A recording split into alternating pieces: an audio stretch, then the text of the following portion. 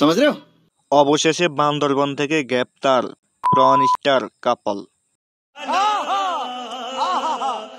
বাবা যায় বিশ্বের ভিতর ৮ নম্বরে ছিল এই মেয়ে, অথচ আমরা দেশের মানুষ জানতামই না দেশ কত এগিয়ে গেছে। 11 জন মিলে ফুটবল খেলেও বাংলাদেশের অবস্থান 184 নম্বরে, আর অথচ তারা দুজন খেলেই এখন বাংলাদেশের অবস্থান 8 নম্বরে।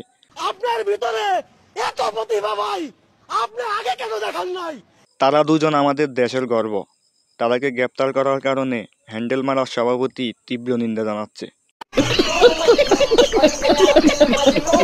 ভাই ভাই ভাই, আমি আজকে বাংলাদেশি হয়ে অনেক গর্ববোধ করতেছি। না মানি আমাদের দেশে এখন প্রন স্টার আছে। বাইরে ভাই, বাংলাদেশ ক্রিকেট, বাংলাদেশ ফুটবল আমাদেরকে এতটা উপরে নিতে পারে নাই যতগুলো উপরে নিছে আমাদেরকে এই দুইজন প্রন তারকা। মানে বাংলাদেশের স্থান এখন 8 নম্বরে। এখন শুনতেছি তারা নাকি আবার কট খাইছে, মানে বাংলাদেশের মুখ উজ্জ্বল করছে তারা। তাদেরকে কট দেওয়ার কারণে আমরা তীব্র নিন্দা জানাচ্ছি, নিন্দা। বিশ্বে তারা দুজন এখন 8 নাম্বার, অথচ বাংলাদেশ তাদের মূল্য বুঝলো না, গ্রেপ্তার করে ফেললো। বিশ্ব দরবারে বাংলাদেশকে 8ম স্থানে নিয়ে গেছে এই দুইজন তারকা। সেলুট এই রেমিটেন্স যোদ্ধাদের। তাদেরকে গ্রেপ্তার করাটা অন্যায় হয়েছে। এইভাবে রেমিটেন্স যোদ্ধাদেরকে গ্রেপ্তার করলে তো দেশের অর্থনীতি হুমকির মুখে পড়ে যাবে। গ্রেপ্তার হলেন বিশ্বের ভিতরে 8 নম্বরে থাকা প্রন স্টার বাংলাদেশি তারকা। এই নিউজটা দেখে আমার বন্ধু বলতেছে ওর যদি কিছু হয় আগুন জ্বলবে ঘরে ঘরে। কারণ আমার বন্ধু দৈনিক ওর ভিডিও দেখা তার ফাঁকিটাকে ঘুম পালাইতো।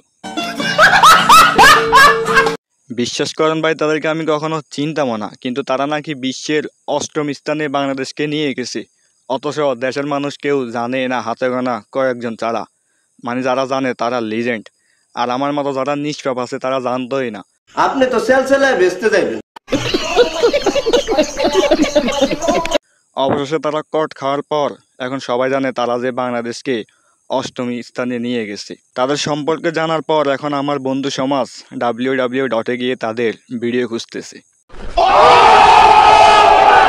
বাংলাদেশের এই দুই উজ্জ্বল নক্ষত্রকে উপযুক্ত শাস্তির জোর দাবি জানাচ্ছি। মানে এদের কারণে আজকে যুব সমাজ ধ্বংসের পথে। তো বাংলাদেশ প্রশাসনের উদ্দেশ্যে একটা কথা বলতেছি, এদেরকে তাদের উপযুক্ত শাস্তি দেওয়ার ব্যবস্থা করুন। মানে তাদেরকে এমন শাস্তি দিতে হবে যেন ভবিষ্যতে কেউ এরকম কাজ করার পরিকল্পনা না করতে পারে। আর প্রশাসনের দৃষ্টি আকর্ষণ করছি, বাংলাদেশ থেকে এসব সাইট বন্ধ করার জোর দাবি জানাচ্ছি। তো আজকের ভিডিও এই পর্যন্তই। ভালো থাকবেন, সুস্থ থাকবেন, দেখা হবে নতুন কোনো ভিডিওতে। আল্লাহ হাফেজ।